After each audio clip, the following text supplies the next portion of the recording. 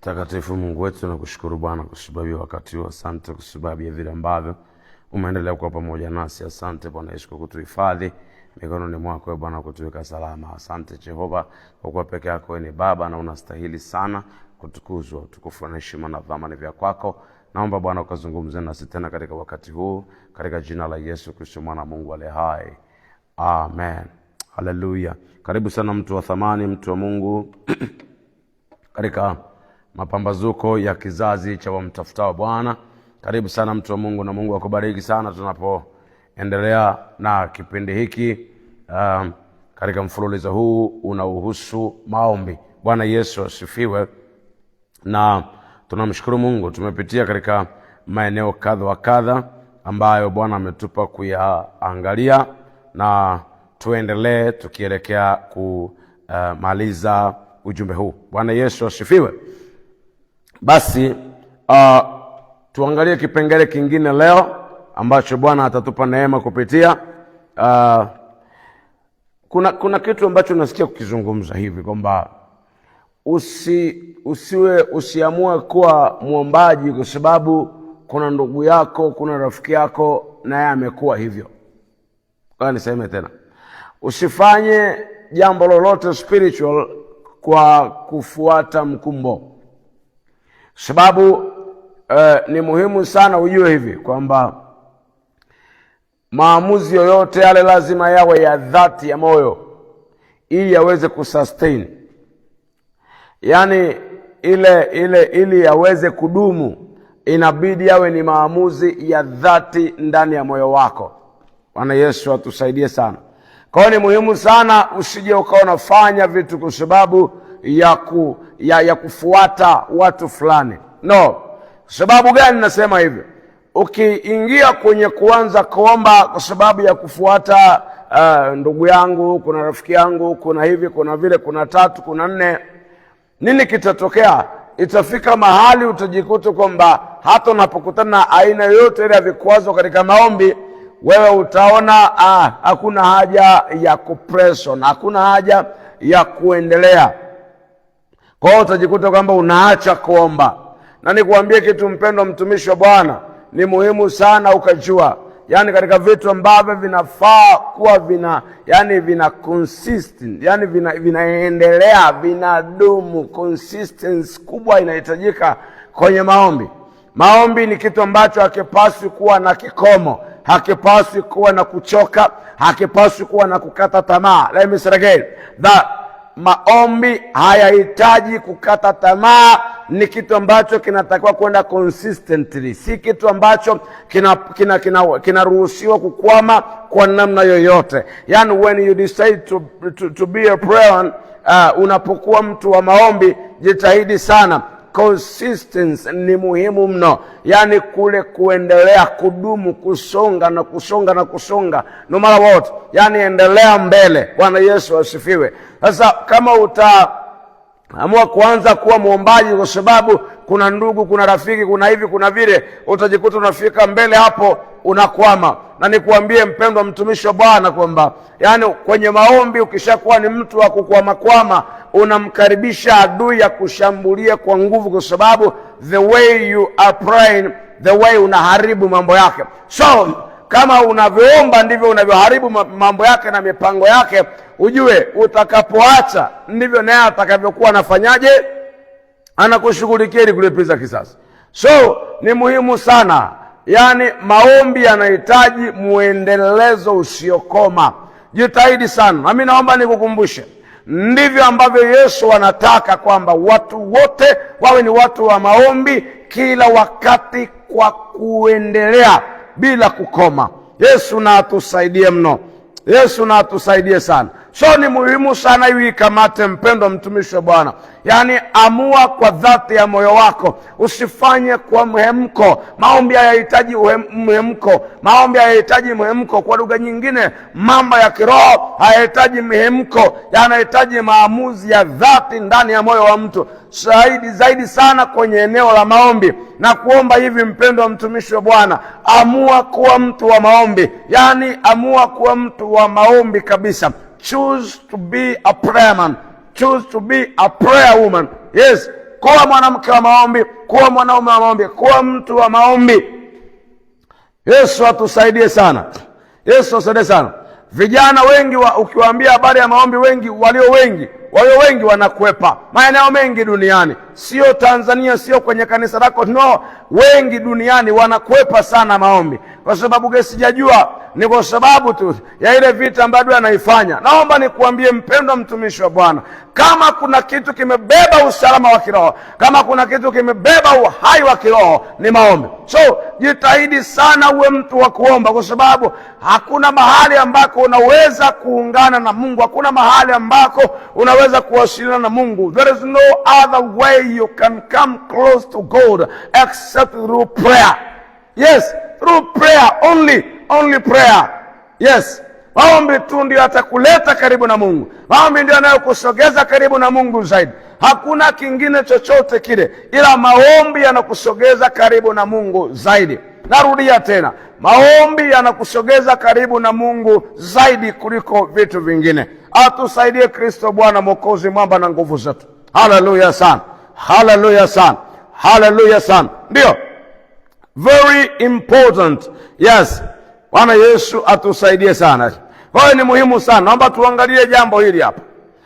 Ni muhimu sana ukajitahidi uwe mtu wa kuomba kwa bidii, yani niseme kwa bidii au kwa moyo wote. Usiombe juu juu.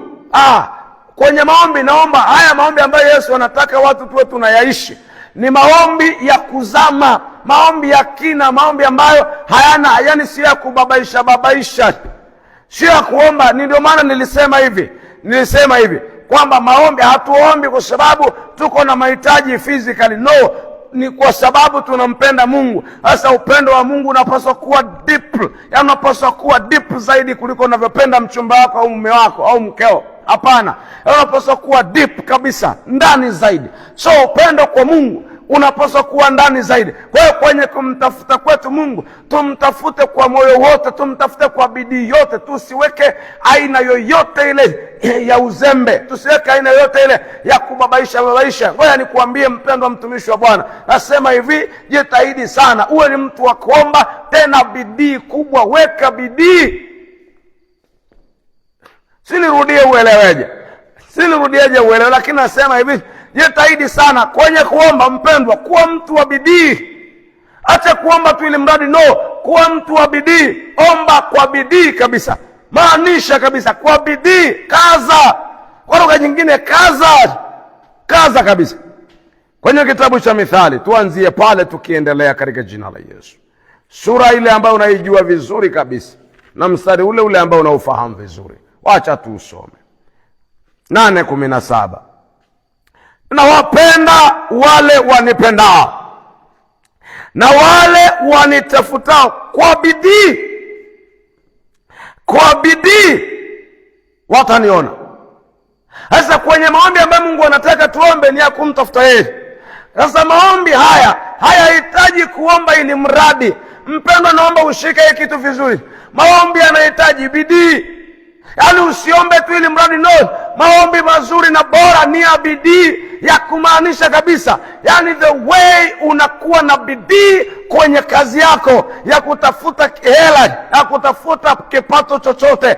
Narudia tena, the way unakuwa na bidii kwenye shughuli zako binafsi, kuwa na bidii katika kumtafuta Mungu. The same effort weka kwenye kumtafuta Mungu, weka kwenye maombi. Yaani the same effort, yaani ile effort unatumia kwa shughuli zako, it will be the same effort kwenye prayer. Ifanye pia iwe kwenye maombi ya bidii. Usiombe ili mradi ikawa yani kama vile ni kitu cha ziada. No, omba kama vile umeajiriwa kuomba. Yaani unapoamua kuwa mtu wa maombi, unaomba kama vile umeajiriwa kuomba. Hakuna mtu anayefanya mchezo na kazi. Watu wanaweza kufanya mchezo na hela, lakini sio kazi. Hasa hivyo fanya bidii. Omba kama vile umeajiriwa kuomba, kwamba kuna siku utalipwa hela. Usiombe tu ili mradi. Narudia tena, omba kama vile umeajiriwa, kwamba baada ya maombi hayo utapewa hela kwa sababu umefanya kazi ya kuomba. Omba hivyo hivyo, the way unafanya bidii kwenye kazi yako, kwamba haupumziki, unapambana, unahangaika, unakimbia, unafanya kila uwezalo ili kupata kipato. Ndio hivyo hivyo na wewe, hangaika, kimbia, fanya uwezalo, uwe mtu wa maombi. Yaani uwe mtu wa maombi ambaye hayakomi. Endelea, consistency kwenye maombi ni muhimu. Jitahidi sana, weka bidii kudumu, lakini weka bidii, yani juhudi kwenye kuomba. Inaadhamini ni kwamba usiruhusu chochote kikuzuie kuomba. Usiruhusu, yani ukutane na kikwazo cha namna yoyote. Narudia tena, mpendwa, unaona ndani kuna watu wamejaa, so huwezi kupatumia hapo ndani kuomba. Go even in a toilet, just pray even in a toilet. Ombe hata chooni. Yani maombi ni kitu ambacho hakipaswi kukoma. Kama vile ambavyo unapumua, pumzi inaingia inatoka, ndivyo hivyo na maombi yanapaswa kuwa. Yani jitahidi, omba kwa bidii. Jitahidi we mtu wa kuomba kwa bidii. Usiombe tu kidogo kidogo ili mradi. Hapana, nasema hivi, omba kwa bidii kabisa. Unaweza kuahirisha safari ya kwenda kumsalimia jirani yako kwa sababu umepata kazi fulani, inabidi uende ukaifanya hiyo kazi. The same, ahirisha safari ili uingie kwenye maombi. Yani jitahidi kuwa mtu wa maombi. Yani maombi yawe kipaumbele kwenye maisha yako. Haleluya sana sana sana sana sana. Haleluya sana sana sana sana. Haleluya sana sana sana sana. Ragadi brahaze gedi mahand. Haleluya kabisa. Yani jitahidi. Nasema jitahidi. Maombi, weka bidii kwenye maombi. Wanitafuta kwa bidii, sio tu wanaonitafuta, no, wanaonitafuta kwa bidii. Hao watu waniona. Bwana Yesu akusaidie sana. Yani naomba ujue hivyo. Naomba shika hiyo kitu vizuri kabisa katika jina la Yesu. Mungu akupe neema, Mungu anipe neema. Tena namuomba Mungu kwenye kila jambo la namna hii, kwenye kila jambo ambalo naomba waga linaanzia kwangu kwanza kabla ya watu wengine. Namna mshukuru Mungu.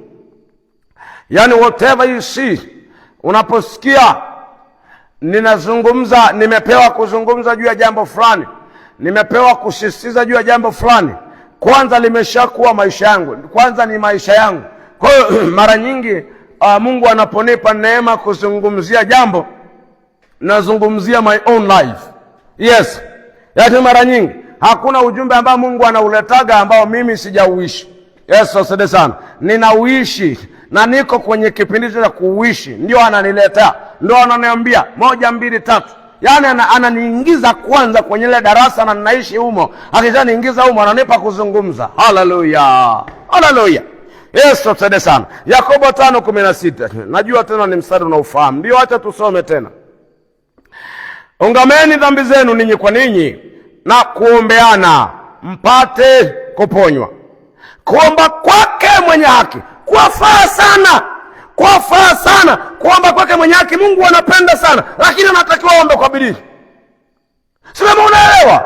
Anasema hivi, kuomba kwake mwenye haki kunafaa sana, ni kuzuri, lakini akiwa anaomba kwa bidii ndio kunafaa. Kama anaomba kilegelege ovyo ovyo ni mradi, hapana, haitaki hivyo. Narudia tena, kwenye maombi mpendwa, inahitajika bidii. Weka bidii kwenye maombi. Yani bidii, weka, kaza kabisa. Vijana wanasema kaza, ndio na mimi nakwambia kaza. Ndio, kaza kwenye prayer, kaza bro. Kaza my sister, kaza. Kwenye maombi usiombe kilegelege, hapana. Ndio maana siku zote tunasisitiza, acha kuomba maombi ya ile mradi. Maombi unasikia kabisa unazuiliwa kwenye anga, halafu hapana.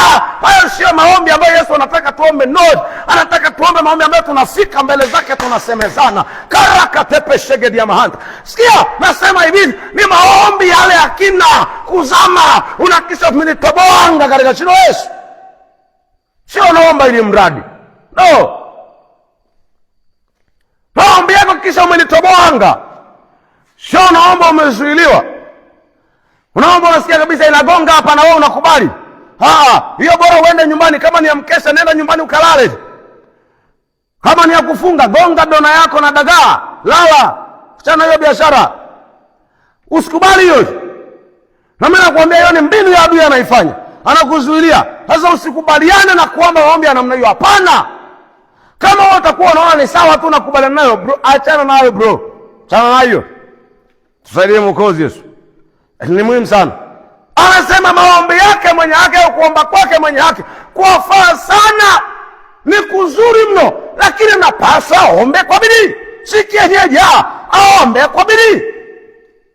Sio kuomba tu, omba kwa bidii. Yaani hakikisha kwenye kuomba kwako unaweka bidii. Hakikisha na usikubali kuomba maombi mepesi.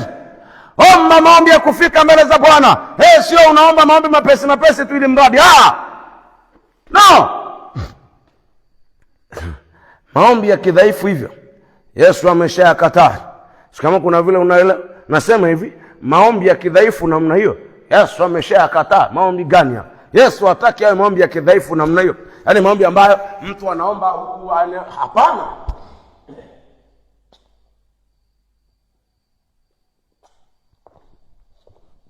Na Yesu asifiwe. Ni muhimu sana. Sio maombi tu ili mradi.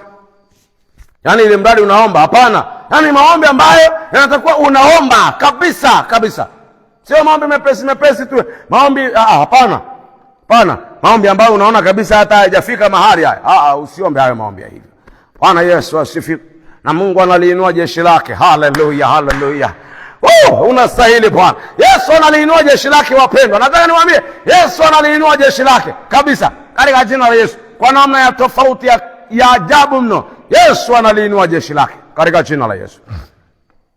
Haleluya sana katika jina la Yesu. Haleluya sana. Naomba uelewe hiki kitu. Naomba tusome Yeremia 29. Ni maneno unayajua sana, najua hiyo. Ndio, lakini wacha tusome tena kwa kuwa yeye Bwana nataka tusome hapo. 29:11 mpaka 14. Neno la Mungu linasema hivi. Maana nayajua mawazo ninayowazia ninyi, asema Bwana, ni mawazo ya amani wala si ya mabaya, kuwapa ninyi tumaini siku zenu za mwisho. Nanyi mtaniita, mtakwenda na kuniomba, nami nitawasikiliza. Nanyi mtanitafuta na kuniona, mtakaponitafuta kwa moyo wenu wote. Kwa moyo wenu wote. Namba hii nisizungumzia sana hilo neno kwa moyo wenu wote. Hiyo tofauti, yaani umoja na wingi ulioko hapo. Yesu atusaidie sana. Naomba uelewe jambo hili. Yesu anasema kwamba ninyi mtanitafuta, mtaenda na kuniomba. Anasema mtaenda na kuniomba. Na mtanitafuta, mtaniita nami nitawasikiliza. Anasema nanyi mtanitafuta na kuniona, mtakaponitafuta kwa moyo wenu wote. Sio kidogo, no, ni kwa moyo wote kabisa. Yaani usibakishe kitu nje. No, lakini kila kitu ndani ya moyo, yaani kwenye moyo wako wote kabisa. Unatafuta Mungu. Jamani, Bwana Yesu asifiwe. Unamtafuta Mungu kwa moyo wote, unamaanisha, yani you mean what you are doing. Just mean on what you are doing. Maanisha kwenye kile unafanya. Yaani maanisha kabisa kwenye maombi. Mpendwa, tafuta Mungu kwa moyo wote, weka bidii yako yote. Jamani, Bwana Yesu atusaidie sana. Weka bidii yako yote kabisa kwenye prayer. Weka bidii yako yote kabisa, usiache chochote. Haleluya sana. Nataka kurudia niseme, penda ushike vizuri. Bidii kwenye maombi sio ombi, sio habari ya kitu cha ziada. Bidii, maombi hayahitaji kuwa kitu cha ziada. Maombi ni maisha. Maombi ndio maisha yako. Maombi ndio kila kitu. Pendwa, Yesu asifiwe. Lakini hakikisha kwenye kuomba unaomba mpaka jambo litokee. Kwenye Luka 18 mstari wa 1 anasema, akawaambia mfano huu ya kwamba imewapasa kumwomba Mungu siku zote, wala wasikate tamaa. Waombe kabisa, wala wasikate tamaa. Haitajalisha unazuiliwa na nini. Yaani kuna vile unasikia kwamba kuna uzito. Hapana. Yaani huo uzito, hakikisha unapenya. Press mpaka upite. Push mpaka upite. Yaani hakikisha kabisa usikubali kuzuiliwa ukaomba maombi ya kawaida. Hapana, omba kwa bidii. Yaani tia bidii kwenye kuomba, hakikisha unaomba kwa bidii. Lakini kwenye Mathayo 7:7, wewe ni maneno ambayo unayajua, anasema hivi, nataka kusema hivi, omba mpaka litokee. Yaani omba mpaka kitu kitokee, usikubali. Omba mpaka kitu kitokee. Kama ulikuwa umepanga kuomba masaa 2 usiku huo, alafu unaona bado kuna mahali hujapenya, nisikilize, endelea, press on, endelea, yaende hata masaa 6, lakini mpaka upite hapo. Ukishapita mara ya kwanza, mara ya pili, mara ya tatu, utajikuta huwezi tena kuzuiliwa. Haleluya. Sikia, shida kubwa wanayokutana nayo watu wengi kwenye maombi ni kwamba wanapoanza kuzuiliwa, wanaanza kuzuiliwa, nasikia vizuizi. Anapoanza kusikia kizuizi, basi anaona basi sasa basi tu niache, nisikilize. Wakati tunapoona kizuizi kimeanza, usikubali, unaendelea tu, baba nisaidie, baba nisaidie. Hapana, anza kusukuma hiyo kitu. Tunarudia tena, anza kuisukuma hiyo kitu kwa nguvu zote. Isukume mpaka wakisha unapenya. Yaani hakisha unapenya, usikubali tu unazuiliwa na wewe unatulia kweli. Hapana, nisikilize, ukishapenya mara ya kwanza, siku ya kwanza, ukaendelea, siku ya pili ukakutana na kizuizi tena ukapenya, ukaendelea, siku ya tatu ukakutana na kizuizi tena ukapenya, lakini unaanza kuachia. Inaanza kuachia. Nikukumbushe hivi, kila mtu kwenye ulimwengu wa roho ana shamba lake, ana eneo lake, ana kiwanja chake. The way unapunguza maombi ni the way unakaribisha kwekwe. Mapepo na nguvu za giza, vizuizi vya kishetani vinakalia eneo lako, vinakalia ile njia yako ya ulimwengu wa roho, vinakalia njia yako, inaota kwekwe. So utajikuta kila siku wewe ni mtu wa kufyeka. Sasa lakini unapokuwa unaomba kwa bidii kila siku, kila saa, kila dakika, kila sekunde, njia yako inaendelea kuwa wazi, na uzuri ni kwamba unaendelea kuteka nyara eneo kubwa zaidi kwenye ulimwengu wa roho. Kwa unajikuta una uwanja mpana. Wewe uzuri, kila saa unasikia kuna bubujiko, unasikia kuhubiri, unasikia kuzungumza, unasikia ndani kuna vitu vipya kila siku. Baba, katika jina la Yesu, asante Mungu mwaminifu na mtakatifu, katika jina la Yesu tunakutukuza Baba, tunakuinua. Asante kwa wakati huu Bwana Yesu, asante kwa neema yako, tunasema asante Baba. Katika asubuhi ya leo tuko mbele zako Mungu mwenye mamlaka, tukiomba ya Bwana ya kwamba Mungu mtakatifu, neema yako ya pekee, neema yako ya ajabu ya Bwana Mungu mtakatifu, na iwe juu yetu tena katika asubuhi ya leo Baba. Tunakuhitaji wewe sana, tunahitaji sana neema yako mfalme wa utukufu asubuhi ya leo. Bwana wangu na baba yangu, tunaomba neema yako mfalme wa utukufu Baba yetu, katika jina la Yesu Kristo mwana wa Mungu aliye hai. Baba, tunaomba neema yako mfalme na iwe juu yetu tena katika asubuhi ya leo, kwa jina lenye nguvu tena la thamani na takatifu mno la Yesu Kristo aliye Bwana, mwamba mwokozi na nguvu zetu. Baba, tunahitaji neema yako katika jina la Yesu Kristo mtakatifu sana, Mungu wetu na baba yetu.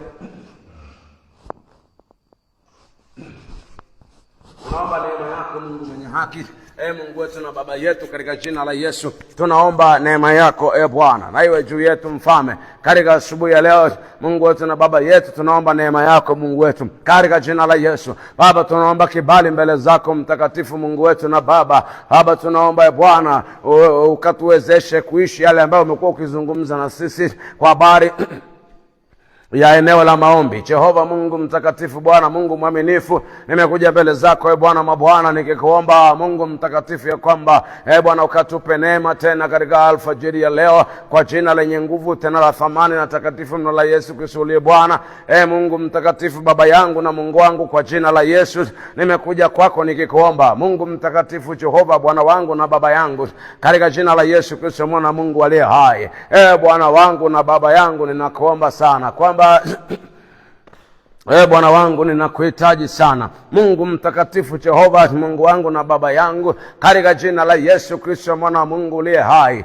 Bwana mabwana, ninaomba neema yako Mungu mtakatifu, Jehova baba yangu na Mungu wangu, kwa jina la Yesu Kristo mtakatifu sana Jehova. Mungu mtakatifu, Bwana wangu na baba yangu, ninakuomba sana katika jina la Yesu Kristo mwana wa Mungu uliye hai. Bwana wangu na baba yangu, katika jina la Yesu Kristo Mungu mtakatifu, Bwana wangu na baba Baba yangu, katika jina la Yesu ninakuomba Bwana Mungu mtakatifu Jehova, ya kwamba Bwana wangu na Baba yangu, katika jina la Yesu Kristo mtakatifu, Mungu mwenye haki, Baba, tunaomba neema, tunaomba Bwana ukatupe neema katika asubuhi ya leo. Mungu mtakatifu, ukatuwezeshe Bwana Yesu, na kuomba Bwana ukafanye matengenezo ndani yetu. Baba yangu na Mungu wangu, ninakuomba Bwana, inua shauku ya kuomba ndani yetu Bwana mabwana, kwa jina la Yesu. Inua shauku ya kuomba ndani yangu, inua shauku ya kuomba ndani ya mtu mmoja mmoja, inua shauku ya kuomba Bwana ndani yangu. Naomba anzia ndani yangu Mfalme, iwe kama sijawahi kuomba vile Bwana, kama vile sijawahi kuomba. Naomba Bwana hiyo shauku ya kuomba inuliwa ndani yangu Mfalme, kwa nguvu isiyokuwa ya kawaida. Bwana wangu, ukanipe neema ya kuomba, ukanipe neema ya kutafuta uso wako kwa nguvu ambayo si ya kawaida Bwana, kuendelea kwa namna isiyokuwa ya kawaida Mfalme, kwa jina la Yesu nakuomba Bwana. Baba yangu, nakuomba inua shauku ya kuomba ndani yangu Bwana, inua shauku ya kuomba ndani yangu katika jina la Yesu Kristo mwana Mungu aliye hai. Bwana wangu na Baba yangu, mimi nakuomba Bwana, inua shauku ya kuomba ndani yangu kwa namna ambayo haijawahi kuwepo tena, katika jina la Yesu. Inua shauku ya kuomba Bwana ndani ya watu wako Mfalme, watumishi wako Bwana, kwa namna ambayo haijawahi kuwepo kabisa, katika jina la Yesu. Ni ile kiu, shauku ya kuomba Bwana, ninakuomba. Haleluya Mfalme wa utukufu, na kuomba Bwana mabwana, omba uinue shauku ya kuomba, ile kiu ya kuomba. Inua shauku na kiu ya kuomba Bwana kwa namna ambayo haijawahi kuwepo, haijawahi kutokea, kwa jina lenye nguvu la thamani na takatifu mno la Yesu Kristo aliye hai. Bwana wangu na Baba yangu, Mungu mtakatifu Jehova, Bwana wangu na Baba, katika jina la Yesu Kristo mwana Mungu aliye hai. Bwana wangu, ninakuomba inua shauku ya kuomba, inua shauku ya kuomba. Mpendwa, omba katika jina la Yesu Kristo mwana Mungu aliye hai. Inua shauku kubwa ya kuomba, inua shauku ya kuomba ndani yetu.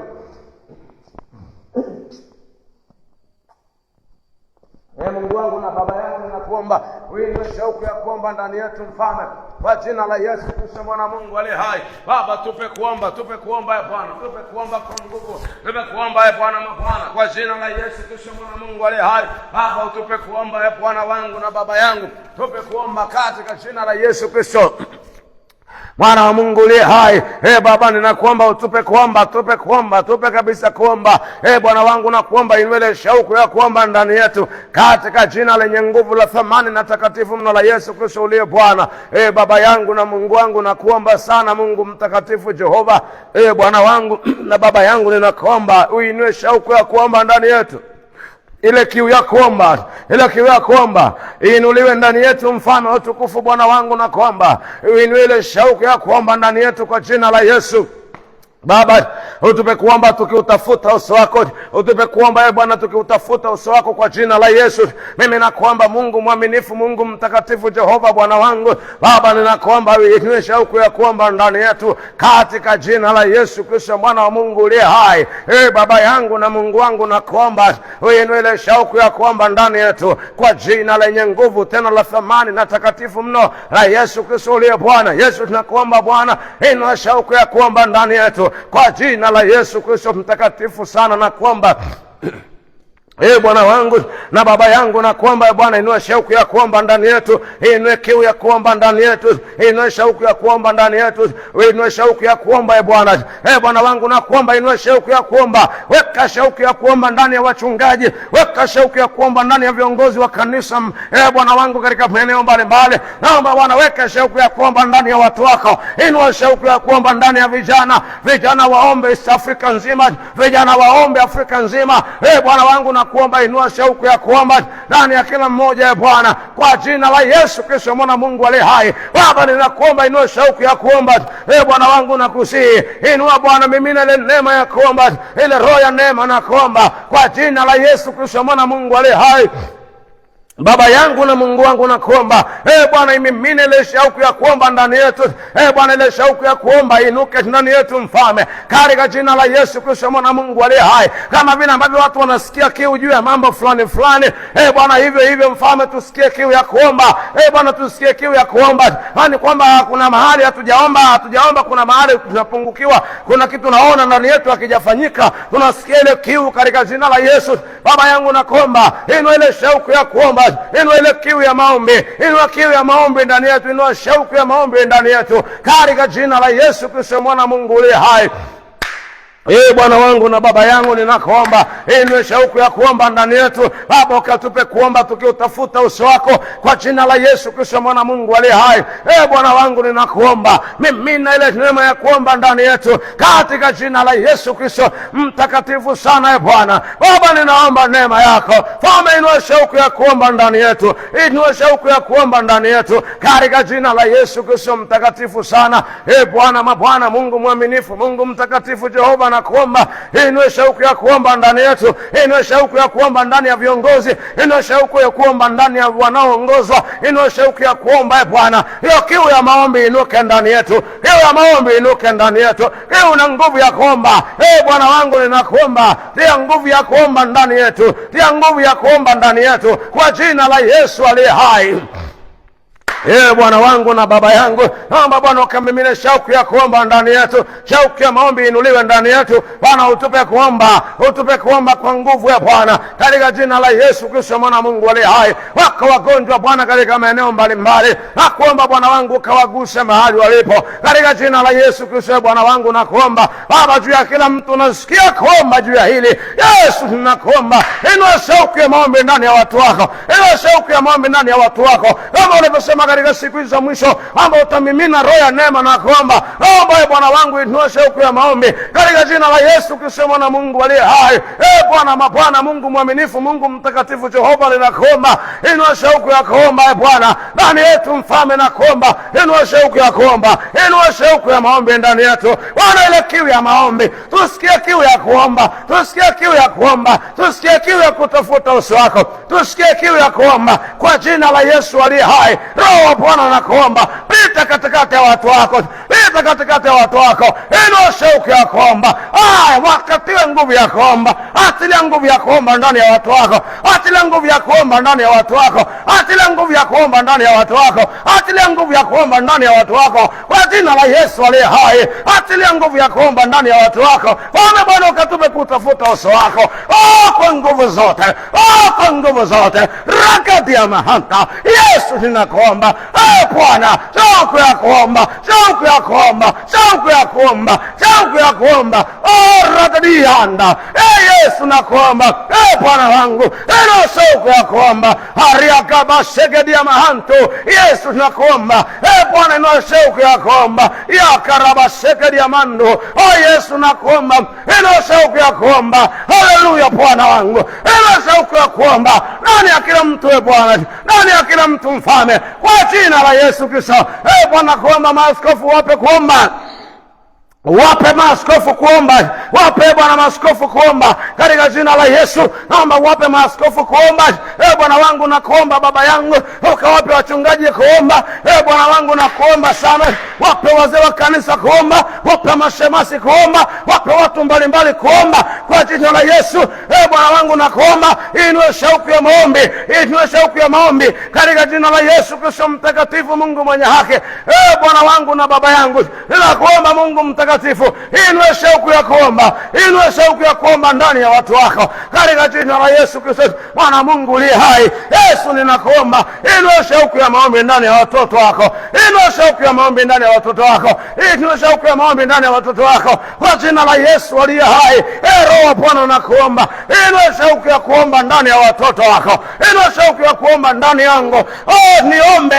Niombe bila kukoma wala kujua Yesu, wala kuangalia muda, nipe kuomba Yesu. Nakuomba Bwana ukatupe kuomba tukiutafuta uso wako Baba katika jina la Yesu. Wewe nakuomba sana Mfalme Bwana wangu kwamba ukatupe neema ya kuomba Baba yangu, tupe kuomba, tupe kutafuta uso wako Mfalme. Baba yangu ninakusihi, kwani ni Bwana tuwe hali ya kawaida. Nakuomba Bwana utupe neema ya kuomba. Nakuomba Mfalme Bwana, tazama wanawake na wanaume, inua shauku ya kuomba ndani yao Baba. Ninakuomba katika jina la Yesu, inua shauku ya kuomba ndani ya watoto wako, inua shauku ya kuomba ndani yao, inua shauku ya kuomba ndani ya kila mtu katika jina la Yesu Kristo mwana Mungu aliye hai. Bwana wangu na Baba yangu, katika jina la Yesu Kristo mwana Mungu aliye hai. Bwana wangu na Baba yangu, kwa jina la Yesu naomba Bwana achilie shauku ya kuomba ndani yetu. Wale wote walio wagonjwa Jehova ukawaguse, Bwana ukawaponye. Ninakusihi sana, wakuse Bwana wote walio wagonjwa, naomba ukawaponye.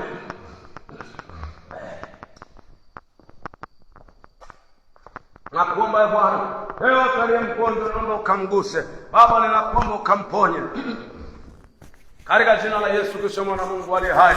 Bwana wangu na baba yangu, nakuomba yeyote ambaye ni mgonjwa, nakuomba ukamguse. Baba, ninakuomba ukamponye katika jina la Yesu Kristo mwana Mungu aliye hai. Naomba Bwana ukaguse yote aliye mgonjwa, naomba Bwana ukaponye kabisa, achilia uzima uwe ndani yake katika jina la Yesu Kristo. Yeyote aliye mgonjwa akaupokee uzima kwa jina la Yesu Kristo mwana wa Mungu aliye hai. Bwana wangu ninakuomba, Yesu nakusihi, Baba ninakuomba sana, inua shauku ya kuomba, inua shauku ya kuomba, inua shauku ya kuomba katika jina la Yesu Kristo mwana wa Mungu aliye hai.